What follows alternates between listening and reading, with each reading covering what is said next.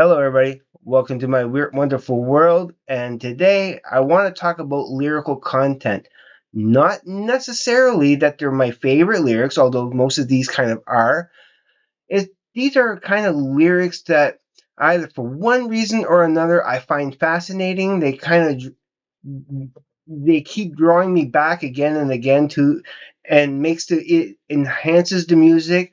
Now there's bands I could have mentioned and I wish I could mention, but like for example, Neil Peart of Rush, I love all his lyrical content, but I couldn't really pick an album in particular that has the strongest lyrical content because they're pretty much spread out evenly throughout their career. I could have picked Bell and Sebastian. I didn't pick any Bell and Sebastian. I could have picked anything like from Iron Maiden to Metallica to this and that. But these 12 albums in particular, and only one album per band, that I thought were, the most interesting. And I looked through I could have picked even Weird Al Yankovic because I find his lyrics are very interesting and bizarre. But then there's nothing I could specifically pick out, per album that would be fascinating. But I did find 12, and I'll get the first one out of the way. These are in no particular order at all. I also could have picked like the Jim Morrison from the Doors because all those six albums, those original six albums, have strong lyrical content, very poetic, very interesting and different. But I couldn't pick one of them because they're all equally great, in their own right. So the first one, because like I said, they're not in any particular order, because this would be ranked number one. I'll just get it out of the way, is Tool's Lateralis. These lyrics for me are among the greatest lyrics ever in the history of lyrics. They're so deep, meaningful. They're, for me personally, they're uplifting and motivating, and it, yeah, it just keeps me going. And so that is the first one I'm mentioning because, yeah, you guys know that they're my favorite band. Now I could have easily picked Opiate too because that was the lyrically speaking, that was the album that really grabbed me, especially with the title track of Opiate, Hush, Part of Me. The whole album had like very strong lyrical content and made me a fan of their music. But the music also is just, and Danny's drumming. But we're not talking about the music, just lyrical content. Now this one, as we're still speaking of Maynard James Keenan at number two here, I have to put the 13th Step. I love these lyrics. From the package to weak and powerless, I really love the lyrics for a stranger and the outsider, the nurse who loved me, lullaby, not lullaby, but gravity, the last song. Yeah, this has some of the more deeper lyrical content, and yeah, I love them. Okay, just moving on because I don't want to make this too long of a video. Now I can't do this episode without mentioning Sparks and Propaganda. As much as I love the music, I do love the music. I love how rocking it is. I love Russell's voice too, as much as I know that Larry Graves does. And but those lyrics, they're the most whimsical, not necessarily deep, but they're so whimsical. His rhyming schemes, the whole flow of it is it's excellent. All these lyrics are just so okay. They're deep too. They're deep. They're so multi-layered. Ron is a fantastic lyricist, and I think for me personally, this is the highlight of his lyrics. I mean, he doesn't really diminish in the lyrical department at all in other albums, but this one stands out the most to me. All right, at number four here, I always love the lyrical content of this album of Voivod, Nothing Faced. I've been bringing this up a lot lately because Voivod is, yeah, this album is like a holy grail album for me. And I've been wanting to get it. I had been wanting to get it. I love how the music. I love the musical content. I love how the singer sings those lyrics. But when you read through the lyrics, they're so deep. There's something of a connection for me in my mind with this album and this album. Although the lyrical content are completely different, they have the same context, the same meaning behind the lyrics. They're matching lyrics. I mean, meaning in the meaning way. So yeah, I really love these lyrics. And speaking of lyrics that I love again, is "Stranger Than Fiction" by Bad Religion. The first time I heard this, not only is it such a rockin' album, I love how it's such a short album too. The musical context of how they put those lyrics, but some of the strongest lyrics, everything from like starting with "Incomplete," "Leave Mine to Me," the like "Stranger Than Fiction." My favorite lyrical context on there, and then you go um, the handshake, just some of the highlights. Individual, hooray for me, interlogic. What is it? 21st century digital boy. You know, the last song is not. It's not the King. It's not a King Crimson cover. No, it's not the King Crimson cover. It's 21st century, and then in parentheses, digital boy. So, but this lyrically, it's one of my it's my favorite Bad Religion album because of the lyrics and the flow of the music. So good, so good.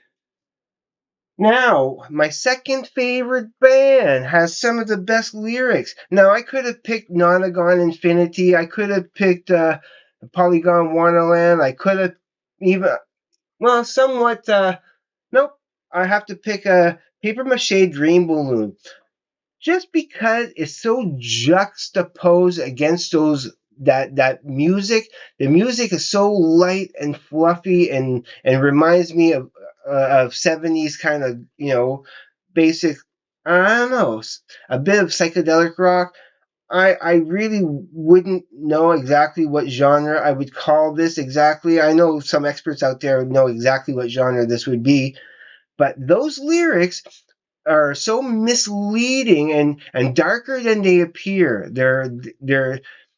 There's a theory out there that this is from the point of the whole lyrical context of this is from a serial killer who's been getting away with murder and yeah, it's just it's a strange album. But when it comes to lyrical content, and I should have really kind of, I was thinking about Nonagon Infinity because even those lyrics are just like, you get to like on Nonagon Infinity, you get to Mr. Beat, and I don't know, but this one stands out more. All right, moving right along at number 7. Ever since I first heard this album, I it's I love the flow of it, but it was those lyrics, especially the first 3 songs and a few of the other songs coming up with. So it's Bob Mole's "The Last Dog and Pony Show." I love New Number One. I love Moving Trucks. I love Taking Everything, First Drag of the Day, Classified, Who Was Around. These lyrics for me kind of I don't know, always attracted me and always kept me coming back to this album more and more and more. And not only is it just a good musically, it's still top notch, but those lyrics just really, yeah, always kept me coming back for more and made Bob Mould another one of those singer songwriters that really kind of impressed me. Now, continuing with the Bob Mould theme here, because he was in a band, he formed a band called Sugar. And I'm not particularly talking about Copper Blue, I'm talking about Beaster. It's the second disc in this because they were two separate albums. This is kind of a box set. And when I'm talking about Beaster, I'm talking about those songs like the ones that do have the lyrics. And there's only like five songs that have real deep lyrics, like "Come Around." No, not "Come Around." "Tilted." No, actually, four songs on there that has the lyrics of "Tilted," "Judas Cradle," "JC Auto," and especially "Feeling Better." The first time I heard this album, not just the energy of the music, but those lyrics kind of really kind of grabbed me and pulled me in, and I think it's just yeah, it's so good. It's so good. So I have to mention that. Now, I had bought this next one here specifically for the last song, which is an awesome cover. I had seen the video on Much Music, and I thought they did such a wonderful cover of Mrs. Robinson by Simon and Garfunkel that I had to get it. But when I first started, and these lyrics are just fun to sing. They're super interesting, and I'm talking about the Lemonheads. And it's a shame about Ray. Those lyrics always kept me coming back for more. Starting with Rock and Stroll, Confetti, It's a Shame About Ray, Rudderless, Buddy, it says Buddy here, but the actual title is supposed to be, and I don't really want to say it, is Drug Buddy, but it's Buddy. Turnpike Down, Bit Part, Allison Starting to Happen, Hannah and Gabby. I don't know. For some reason, this album just strikes out as an album that, lyrically speaking, I was attracted to it. I find them fascinating and kept me coming back for more.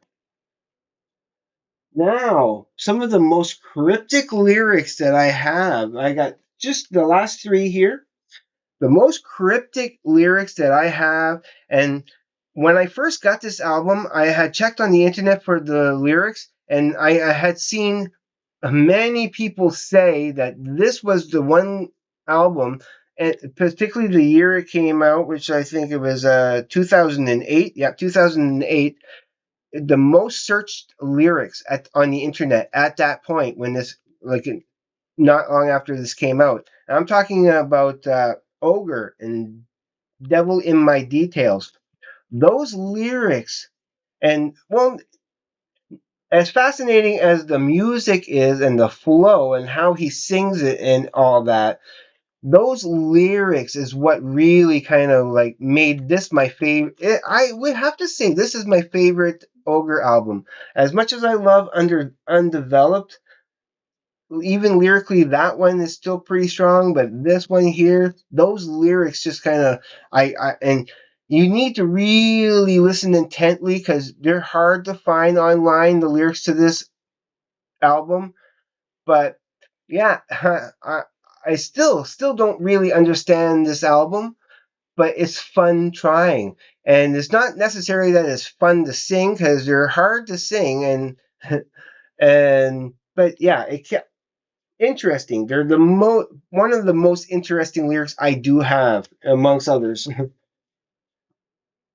When it comes to this next band, I always loved I could have picked a lot of different ones, but when it comes to the most politically charged kind of lyrics that I have, I want to bring up KMFDM and World War III. Starting with World War III.